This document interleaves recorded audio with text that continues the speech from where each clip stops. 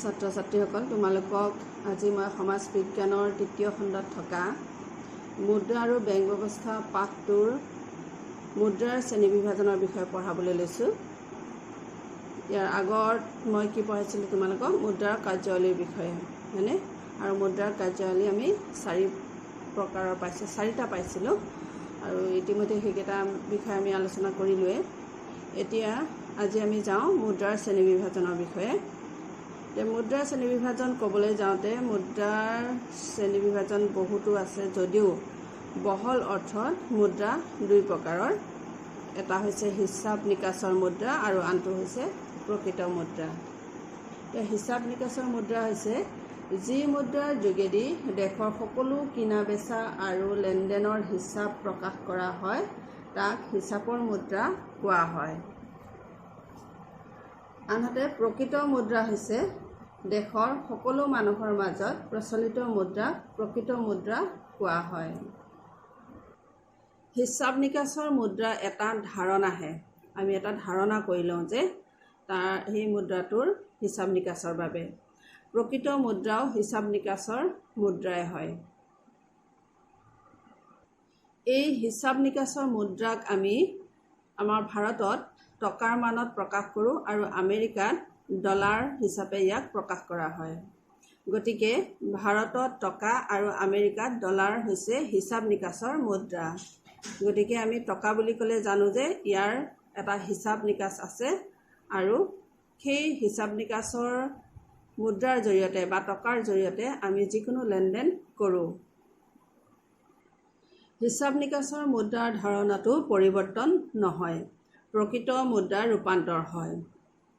ধৰা আমি 10 টকা এটা কথা কওঁ, 10 টকাটো আমাৰ হিচাপ নিকাচৰ মুদ্ৰা, মানে 10 টকাৰ জৰিয়তে আমি কিবা এটা সামগ্ৰী পাব পাৰোঁ বা ল'ব পাৰোঁ, কিনি ল'ব পাৰোঁ, হয়নে? এই 10টো হৈছে আমাৰ এটা হিচাপ, হয়নে নহয়? কিন্তু 10 টকাৰ নামত যিটো মুদ্ৰা আছে সেই মুদ্ৰাটো কিন্তু প্ৰকৃত মুদ্ৰা হিচাপে কোৱা হয় আৰু এই প্ৰকৃত মুদ্ৰাটো ৰূপান্তৰ হয় বুলি কৈছে। কেতিয়াবা 10 টকাটো সলনিও হ'ব পাৰে, যেনেকৈ পৰিৱৰ্তন বুলি ক'লে বুজি পোৱাই তোমালোকে, হয়নে? 10 টকাটো কেতিয়াবা এতিয়া যিটো 10 টকা চলি আছে অদূৰ ভৱিষ্যতে হয়তো সেই 10 টকাটোৰ পৰিৱৰ্তন হ'ব পাৰে, কিন্তু হিচাপটো একেই থাকিব, 10 টকা 10 টকাই থাকিব। বুজিব পাৰিছানে তোমালোকে? অৰ্থাৎ আজিৰ যি প্ৰকৃত মুদ্ৰা ভৱিষ্যতে সি প্ৰকৃত মুদ্ৰা হৈ নাথাকিবও পাৰে, কিন্তু প্ৰকৃত মুদ্ৰা যিয়েই নহওক কিয় সেই মুদ্ৰা হিচাপ নিকাচৰ মুদ্ৰা হৈয়ে থাকিব। বুজি পাইছানে? 10টো হিচাপ নিকাচত থাকিবই, 10 সংখ্যাটো, কিন্তু সেই মুদ্ৰাটো হয়তো সলনিও হ'ব পাৰে। সেইটোকে কৈছে যে প্ৰকৃত মুদ্ৰা, সেই প্ৰকৃত মুদ্ৰাটো অদূৰ ভৱিষ্যতে হয়তো ই পৰিৱৰ্তনো হ'ব পাৰে বা ৰূপান্তৰো হ'ব পাৰে, কিন্তু হিচাপ নিকাচৰ মুদ্ৰাটো কেতিয়াও পৰিৱৰ্তন নহয়, 10ই থাকিব। এটা আমাক উদাহৰণসহ বুজাই দিছে, চোৱা তোমালোকে। কৈছে যে ভাৰতবৰ্ষৰ সংবিধানত প্ৰধানমন্ত্ৰীৰ পদবীটো আছে। প্ৰধানমন্ত্ৰী এটা হৈছে পদবী, কিন্তু সদায় একেজন ব্যক্তিয়ে প্ৰধানমন্ত্ৰী হৈ নাথাকে, হয়নে? কিন্তু প্ৰধানমন্ত্ৰীৰ পদত অধিষ্ঠিত ব্যক্তিগৰাকীয়ে সদায় প্ৰধানমন্ত্ৰীৰ ভূমিকা পালন কৰিব লাগিব আৰু সেই মৰ্মে নিৰ্ধাৰিত কাৰ্য সম্পাদন কৰিব লাগিব। বুজিব পাৰিছানে তোমালোকে? প্ৰধানমন্ত্ৰীৰ পদটো সদায় থাকিব, কিন্তু সেই পদবীত থকা ব্যক্তিজন সলনি হৈ থাকিব পাৰে। ঠিক তেনেকৈ ইয়াত আমাক এইটোৱে, মই 10 টকাৰ কথা যে ক'লোঁ, 10 টকাটো আমাৰ সদায় থাকিব, 10টো আমাৰ সদায় থাকিব, কিন্তু সেই টকাটো হয়তো পৰিৱৰ্তন হ'ব পাৰে বা ৰূপান্তৰ হ'ব পাৰে। যদি আমি প্ৰধানমন্ত্ৰীৰ বাপটোক হিচাপ নিকাচৰ মুদ্ৰা ধৰোঁ তেনেহ'লে প্ৰধানমন্ত্ৰীগৰাকী হ'ব প্ৰকৃত মুদ্ৰা। এতিয়া প্ৰকৃত মুদ্ৰা কেইবা প্ৰকাৰৰো হ'ব পাৰে আৰু সেইবোৰ আমাক দিছে, চোৱা ইয়াতে আমাক 1ৰ পৰা 15টালৈকে বা 15লৈকে দিছে প্ৰকৃত মুদ্ৰাৰ প্ৰকাৰ। চাই যোৱা। প্ৰথমতে দিছে সামগ্ৰীৰ মুদ্ৰা, জন্তু মুদ্ৰা, ধাতুগত মুদ্ৰা, কাগজী মুদ্ৰা, বিহিত মুদ্ৰা, অবিহিত মুদ্ৰা, আদেশী মুদ্ৰা, প্ৰতীক মুদ্ৰা, চেক মুদ্ৰা, মান মুদ্ৰা, তপত মুদ্ৰা, সংকুচিত মুদ্ৰা, সুলভ মুদ্ৰা, কলা মুদ্ৰা, উচ্চ ক্ষমতা সম্পন্ন মুদ্ৰা। এনেধৰণৰ আমাৰ 15 প্ৰকাৰৰ মুদ্ৰাৰ ইয়াতে উল্লেখ কৰিছে। এই মুদ্ৰাৰ বিষয়ে তলত আলোচনা কৰিছে। চোৱা, সামগ্ৰী মুদ্ৰা। বিনিময় প্ৰথাত সামগ্ৰী আছিল বিনিময়ৰ মাধ্যম। সামগ্ৰী আছিল হিচাপ নিকাচৰ মুদ্ৰা আৰু লগতে প্ৰকৃত মুদ্ৰা। গতিকে বিনিময় প্ৰথাত সেই আমাৰ কি আছিলে, সামগ্ৰী আছিলে মুদ্ৰা মানে হিচাপ নিকাচৰ, আৰু এই সামগ্ৰী আছিলে প্ৰকৃত মুদ্ৰা। জন্তু মুদ্ৰা। জন্তু একোটা বিনিময়ৰ মাধ্যম হ'লে জন্তু প্ৰকৃত মুদ্ৰাৰ সৃষ্টি হয়। আমি আগত উল্লেখ কৰিছোঁৱে ছাগলীৰ কথা, হয়নে? গতিকে বিনিময় মাধ্যম হিচাপে ছাগলী যদি ব্যৱহাৰ কৰা হয় তেতিয়াহ'লে ছাগলীয়ে হ'ব হিচাপ নিকাচৰ মুদ্ৰা আৰু সিয়ে হ'ব প্ৰকৃত মুদ্ৰাও। ধাতুগত মুদ্ৰা। তাম, ৰূপ, সোণ আদি ধাতুৰে তৈয়াৰী মুদ্ৰাক ধাতুগত মুদ্ৰা কোৱা হয়। সোণ বা ৰূপৰ গ্ৰহণযোগ্যতা আছে। এই দুয়োবিধ ধাতু বেলেগ বেলেগ বা একেলগে বিনিময়ৰ মাধ্যম হ'লে ধাতুগত মুদ্ৰাৰ প্ৰচলন হয়। এতিয়া আহিছোঁ আমি কাগজী মুদ্ৰাৰ বিষয়ে। কাগজী মুদ্ৰা। কাগজী মুদ্ৰাই ধাতুগত মুদ্ৰাৰ স্থান অধিকাৰ কৰিছে।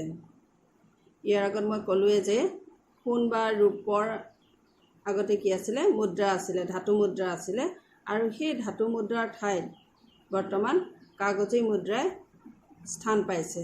অৰ্থাৎ মুদ্ৰাটো সলনি হৈছে, পৰিৱৰ্তন হৈছে, হয়নে? কিন্তু তাৰ যিটো হিচাপ নিকাচ মুদ্ৰা, সেই হিচাপ নিকাচটো বা হিচাপ আছিল, সেই হিচাপটো একেই আছে, কিন্তু মুদ্ৰাটোহে পৰিৱৰ্তন হৈছে। বিনিময় মাধ্যম হিচাপে কাগজী মুদ্ৰাৰ ব্যৱহাৰ হৈছে। পূৰ্বৰ কাগজী মুদ্ৰা সমমূল্যৰ সোণ বা ৰূপলৈ পৰিৱৰ্তিত হৈছে। বুজিব পাৰিছেনে? এতিয়া সোণ বা ৰূপৰ যি মুদ্ৰা আছিল, সেই মুদ্ৰাৰ যিটো হিচাপ আছিলে, সেই হিচাপৰ ঠাইত কাগজী মুদ্ৰাই স্থান পাইছে। অৰ্থাৎ মুদ্ৰাটো ৰূপান্তৰ হৈছে। উদাহৰণ হিচাপে চোৱা, 100 টকাৰ কাগজী মুদ্ৰা 100 টকাৰ মূল্যৰ সোণ বা ৰূপলৈ ৰূপান্তৰিত হৈছে। মূল্যটো একেই আছে, কিন্তু মুদ্ৰাটোহে ৰূপান্তৰ হৈছে। আৰু এনে কাগজী মুদ্ৰাক প্ৰতিনিধিত্বমূলক বা পৰিৱৰ্তনীয় কাগজী মুদ্ৰা কোৱা হয়। বৰ্তমানৰ কাগজী মুদ্ৰা হ'ল অপ্ৰতিনিধিত্বমূলক বা অপৰিৱৰ্তনীয় কাগজী মুদ্ৰা। কাৰণ এই মুদ্ৰা পূৰ্বৰ দৰে সোণ বা ৰূপলৈ ৰূপান্তৰ নহয়। এতিয়া আহিছোঁ আমি বিহিত মুদ্ৰা। বিহিত মুদ্ৰা বিধিসন্মতভাৱে গ্ৰহণযোগ্য মুদ্ৰাক বিহিত মুদ্ৰা কোৱা হয়। এই মুদ্ৰাৰ গ্ৰহণযোগ্যতা আইনৰ দ্বাৰা স্বীকৃত। বিনিময় মাধ্যম হিচাপে বিহিত মুদ্ৰা গ্ৰহণ কৰিবলৈ কোনেও অস্বীকাৰ কৰিব নোৱাৰে, আৰু যদিহে কৰে তেনে ক্ষেত্ৰত আইনমতে দণ্ডনীয় হ'ব।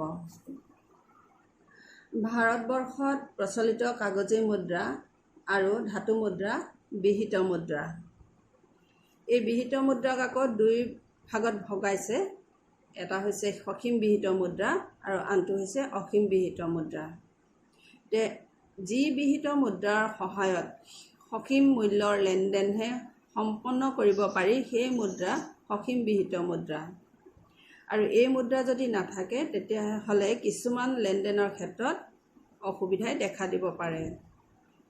এতিয়া আমাক এটা উদাহৰণসহ কৈছে যে এডৰা ভূমিৰ কথা উল্লেখ কৰিছে। ধৰা এডৰা ভূমি বিক্ৰী কৰা হৈছে। এই ভূমিডৰাৰ মূল্য 10 লাখ টকা। এতিয়া ভূমি ক্ৰয় কৰোঁতাজনে 10 লাখ টকা মুদ্ৰাৰ ৰূপত আদায় দিলে কিছুমান অসুবিধাই দেখা দিব। মানে 10 লাখ টকাটো মুদ্ৰাত আদায় দিয়াটো সুবিধাজনক নহয়, বহুত মুদ্ৰা হৈ পৰিব, হয়নে? গতিকে সেই মুদ্ৰা আকৌ আমি কঢ়িয়াই লৈ ফুৰাও অসুবিধা হয়, ওজন হয়। গতিকে তেনে ক্ষেত্ৰত আমাৰ অসুবিধাই দেখা দিয়ে। গতিকে কম মূল্যৰ কাগজী বা ধাতু মুদ্ৰা এই ক্ষেত্ৰত সীমিত বা অসীম বিহিত মুদ্ৰা হ'ব। আনহাতে অধিক মূল্যৰ মুদ্ৰা হ'ব অসীম বিহিত মুদ্ৰা। ইয়াতে আমাক চেক মুদ্ৰাৰ কথা উল্লেখ কৰিছে যে চেক মুদ্ৰা এই ক্ষেত্ৰত হৈছে অসীম বিহিত মুদ্ৰা। এই মুদ্ৰাৰ সহায়ত অধিক মূল্যৰ লেনদেন সম্পাদন কৰিব পাৰি। আকৌ ইয়াতে আমাক কৈছে যে 10 লাখ টকা এই মুদ্ৰাৰ ৰূপতেই যদি চেক এখন ব্যৱহাৰ কৰা হয় ইয়াক আদায় দিব পাৰি। মানে 10 লাখ টকাৰ চেক এখন ল'লে সেই চেকৰ জৰিয়তে এই মুদ্ৰাটো আদায় দিব পাৰি। গতিকে চেকৰ জৰিয়তে আমি অধিক মূল্যৰ লেনদেন কৰিব পাৰোঁ। ছাত্ৰ ছাত্ৰীসকল, আজি তোমালোকক পঢ়াবলগীয়া মুদ্ৰাৰ শ্ৰেণী বিভাজন ইমানখিনিয়ে। ইয়াৰ পিছৰখিনি মই পিছৰ ভিডিঅ'ত তোমালোকক পঢ়াম।